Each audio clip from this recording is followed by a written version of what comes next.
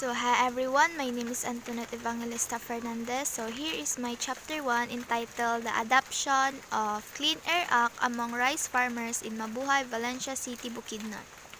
In introduction, it is our opportunity to show readers and reviewers why our research topic is worth reading about and why our paper warrants their attention. The introduction serves multiple purposes. It represents the background to our study, introduces our topic and aims, and gives an overview of the paper. So, farming is a foundation of civilization, but it is more destructive to the wild than all other industries. To limit its influences on future conservation, we propose that researchers and practitioners address a number of major issues concerning the scale of future demand for crops and animals to study. Whether low yield or high crop production is high. In order to deal with these issues, conservationists must examine the many consequences that agricultural decision-making has beyond farming, and consider in detail and imaginatively the scope of what is needed to stop losses of biodiversity and be courageous enough to try out and support counterintuitive measures when necessary. In Republic of Philippines Clean Air Act No. 8749 is a comprehensive air quality management policy and program designed to ensure that all Filipinos have a safe and healthy air. And air emissions from stationary and mobile sources are regulated by the Clean Air Act or CAA.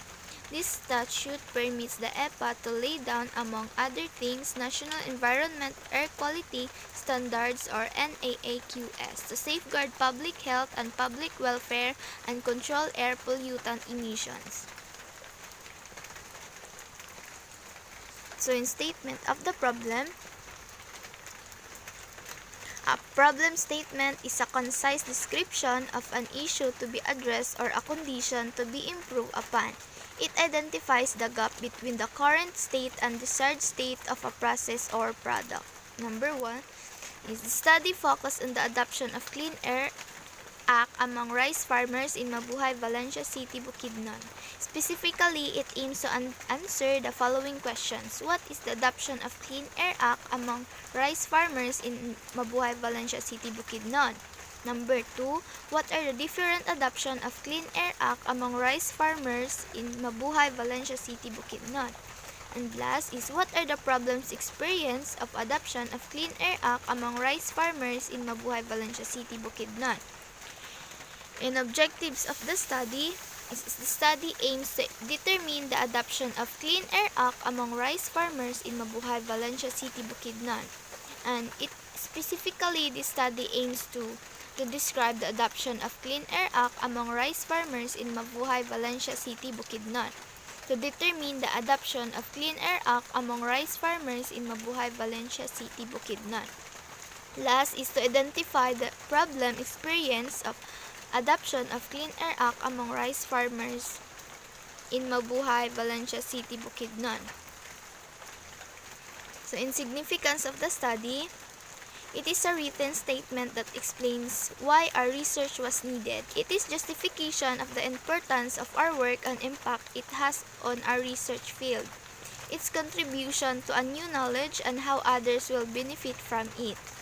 The significance of the study could help the people of Mabuhay to be proactive in addressing the problem of adoption of Clean Air Act in rice farmers.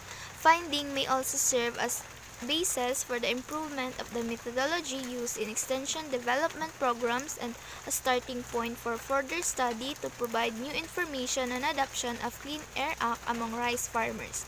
Furthermore, the findings may also encourage the extension agents as well as the local leaders to become effective agents in disseminating information and new ideas to people and the community about adoption of a Clean Air Act among rice farmers. It can also help others who are interested to study this research. In operational definition of terms, that refers to a detailed explanation of the technical terms and the measurements used during data collection. This is done to standardize the data whenever data is being collected.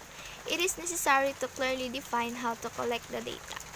The problem encountered refers to the problem experienced by the participants in adoption of Clean Air Act among rice farmers.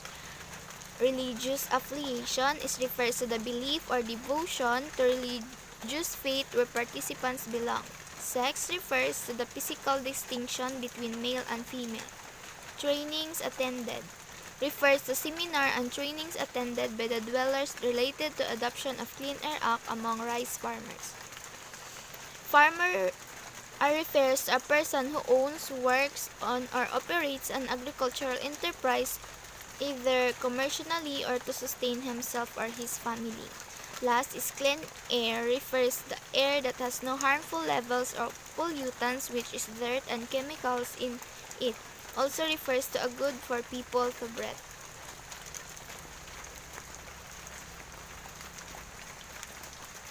Review of related literature is a detailed review of existing literature related to the topic of our research paper. In RRL, we talk about knowledge and findings from existing literature relevant to our topic.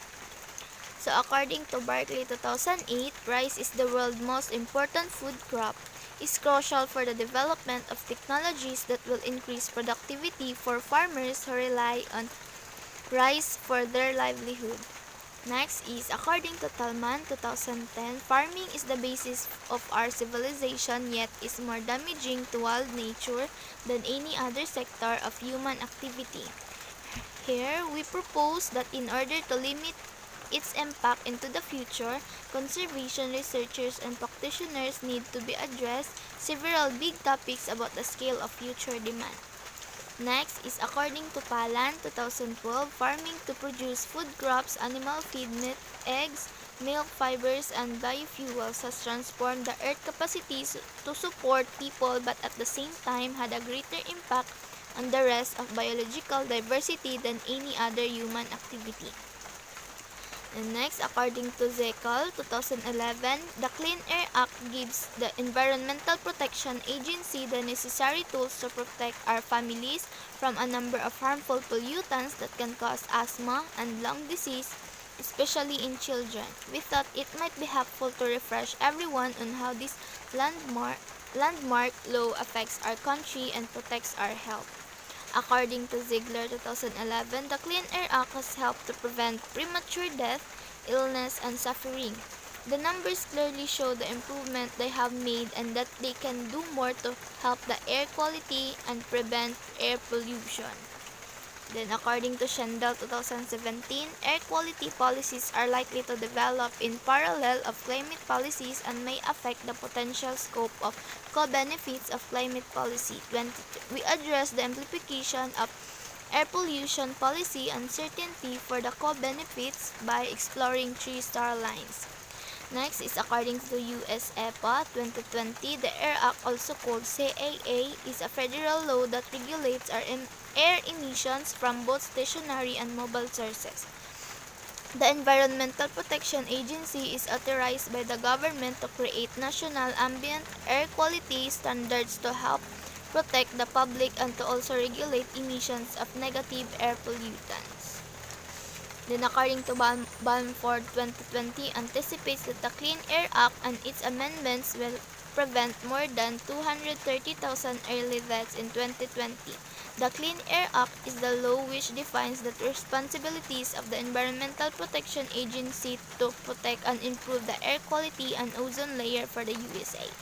Then, according to Van Dijk 2018, air pollution is an important externality that interacts with climate change. Researchers have called for a coordinated effort to combat climate change and to improve air quality, but little work has been done to analyze the global synergies between the Paris Agreement on climate change and air pollution. Then, according to Sabin-Lass 2018, the co-benefits on air pollution are particularly relevant because they are mainly local and short-term, while the averted climate change impact occur globally over a decadal temporal scale. So that's all, guys.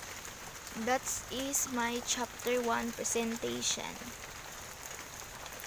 Thank you and God bless.